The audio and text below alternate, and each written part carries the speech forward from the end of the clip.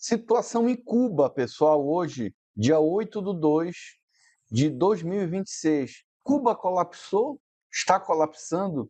O último discurso do Miguel Dias-Canel, com um tom de apavoramento, meio medroso, que não corrobora com a postura de um regime, de um governo como aquele, sinaliza algo? Nesse vídeo eu vou trazer para vocês tudo o que está acontecendo nos últimos dias. O Live Map traz para a gente, apenas há 2 dias atrás, que um Global Hawk Spy Drone da Marinha Americana está ativo ao norte de Cuba, verificando provavelmente. Alguns fatos corroboram com a questão de um quase colapso de Cuba. O transporte público acaba de entrar em colapso em Cuba. O governo anuncia a suspensão de todas as linhas de transporte no país. Pessoal, quando as pessoas estão sem poder ir e vir, isso parece um colapso econômico, pelo menos. E um colapso econômico, inexoravelmente, ele se transforma num colapso institucional. Qual a real situação? Se Cuba caiu, está colapsando, vai colapsar? Quais dos 3 fatores já existem em Cuba para predominantemente haver um colapso institucional? Hoje, dia 8/2/2026, eu sou o Rodrigo Carvalho e tu estás no canal Geomilitar Mundo. O que significa na prática o discurso de Canel? É um reconhecimento público de uma crise energética e de combustível muito grave, sinalização de que vem tempos difíceis e necessidade de resiliência da população, a abertura até para diálogos externos diante da escassez do petróleo. Em regimes como o cubano, esse tipo de discurso não costuma ser por fraqueza pessoal, geralmente é um instrumento político para preparar a população psicologicamente para racionamentos, reduzir expectativas e justificar medidas que podem vir. E sobre essa paralisação no transporte público? Eu trouxe aqui uma ampla pesquisa para desmiuçar.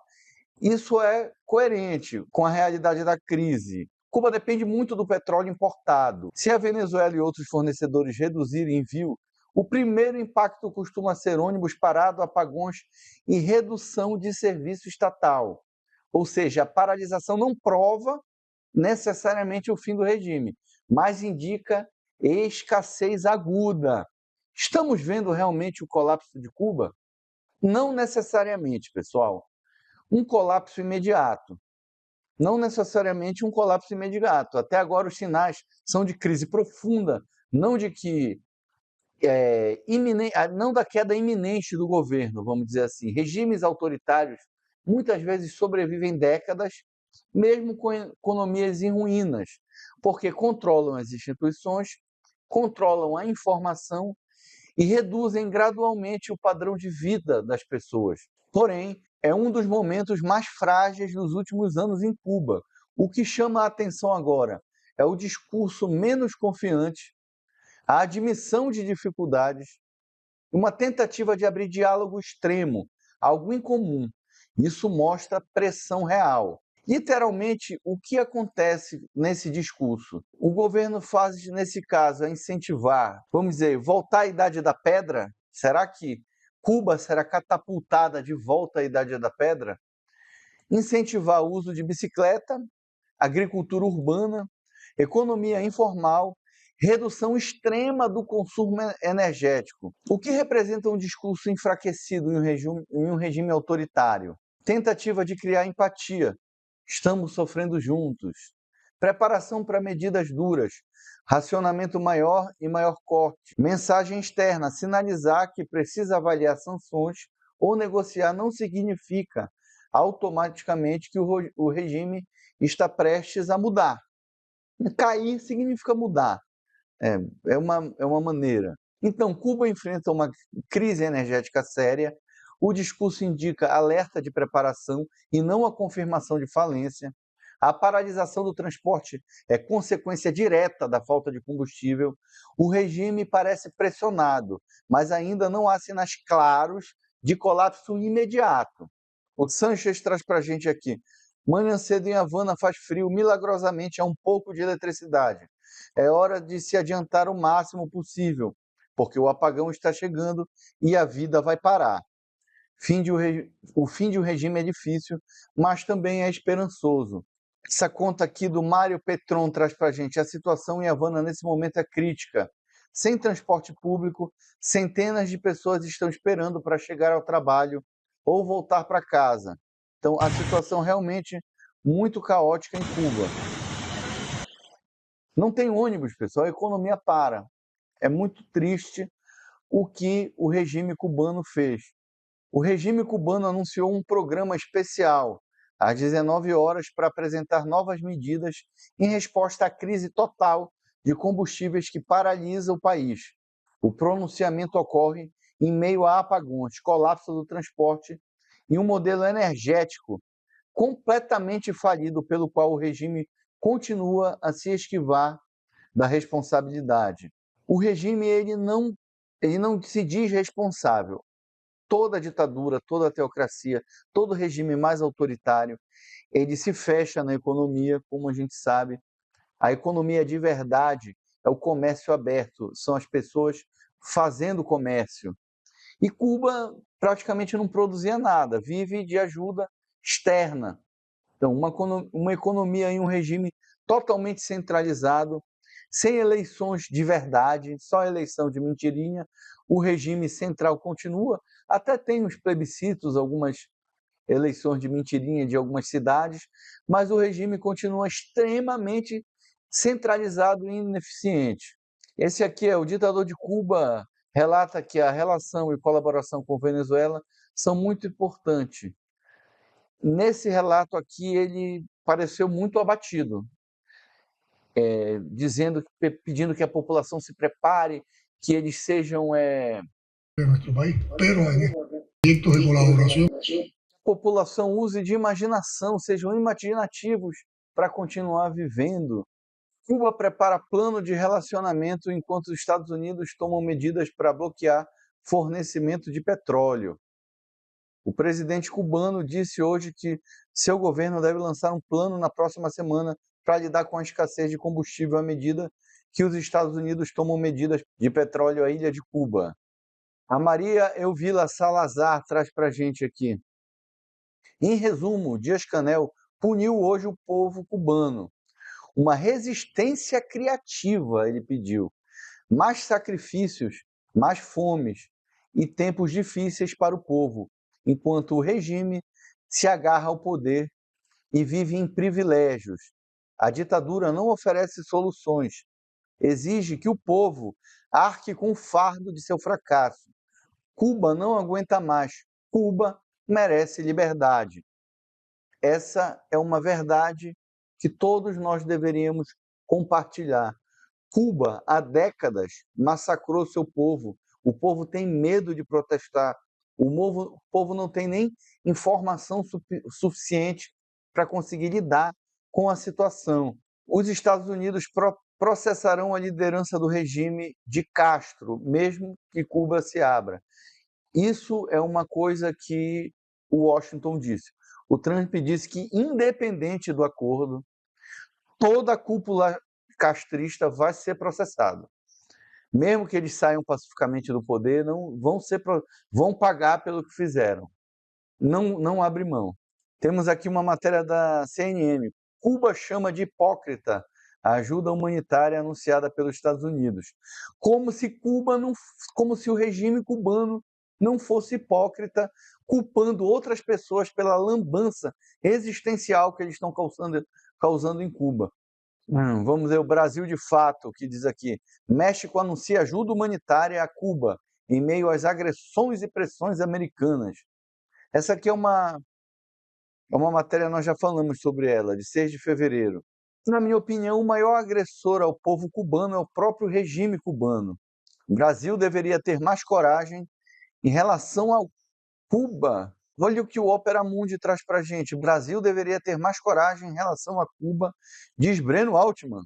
Jornalista alertou que o Brasil não defenda seus aliados, pode se tornar um líder inútil na América Latina. Empalhado de quem? O jornalista e fundador do Opera Mundi, Breno Altman, defendeu nesta sexta-feira que o governo brasileiro, liderado pelo presidente Lula, deveria ter mais coragem em relação a Cuba, especialmente em meio de intensificação do bloqueio norte-americano. Vai lá, Brasil. Vai, Lula, manda os navios, manda atacar os Estados Unidos. Quero ver lá como é que vai ser.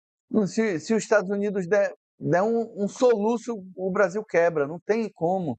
E outra coisa, moralmente, é uma questão de uma ética, de uma moral, você se aliar a países que massacram seu povo, que tem presos políticos que morrem na cadeia sem o devido processo legal, sem nada, que é o caso de Cuba e da Venezuela. O Marcelo, hoje, no Mundo Militar, traz para a gente uma coisa muito interessante e impactante. O Brasil e a Rússia assinaram uma proposta, uma nota conjunta, rejeitando o uso de medidas coercitivas unilaterais, particularmente contra países em desenvolvimento, enfatizando que tais medidas são ilícitas, ilegítimas e incompatíveis com o direito internacional e a Carta da ONU, além de violarem os direitos humanos e as populações atingidas. Sim, exatamente isso que você acabou de ouvir e ler. A Rússia, que fez e continua fazendo tudo isso na Ucrânia, disse que rejeita tudo isso e o Brasil assinou ao lado da Rússia. Infelizmente, é uma vergonha a posição do Brasil em relação aos países livres, ao mundo livre. As partes reiteraram sua rejeição ao uso de medidas coercitivas unilaterais, particularmente contra países em desenvolvimento, enfatizando que tais medidas são ilícitas, ilegítimas e incompatíveis com o direito internacional e com a Carta das Nações Unidas, além de violarem os direitos humanos das populações atingidas, coisa que a Rússia tem feito com a Ucrânia, assinou o Tratado de Paz, jogou no lixo tudo que foi feito desde os acordos de Minsk, que invadiu a... E temos também aqui, poderia explicar exatamente como esses grandes centros de inteligência, de sinais espalhados por toda Cuba. Pessoal, isso aqui, esse é chinês, mas tem centros de espionagem da China e na Rússia por toda a ilha. Então é sim um caso de segurança nacional, não só para os Estados Unidos, como para todo o mundo livre. Todo o mundo livre. Pessoal, depois de tudo que vimos aqui, pergunta deixa de ser se Cuba está em crise e passa a ser outra, muito mais incômoda. Até onde um regime consegue resistir quando até o próprio discurso começa a admitir escassez? Cuba não colapsou oficialmente, mas também não está apenas enfrentando dificuldades. Como o regime gosta de dizer, o que estamos vendo é algo mais raro, é mais perigoso para os governos autoritários, é o reconhecimento público de seus limites. Quando o sistema centralizado, construído para projetar força, controle e resistência absoluta, começa a falar em sacrifício, criatividade para sobreviver e tempos ainda mais duros, isso não é coragem, é preparação. Preparação para apagões mais longos, para transporte reduzido, para racionamento severo, para um cotidiano que se aproxima, mais uma vez, do chamado período especial, quando a ilha sobreviveu no limite do possível.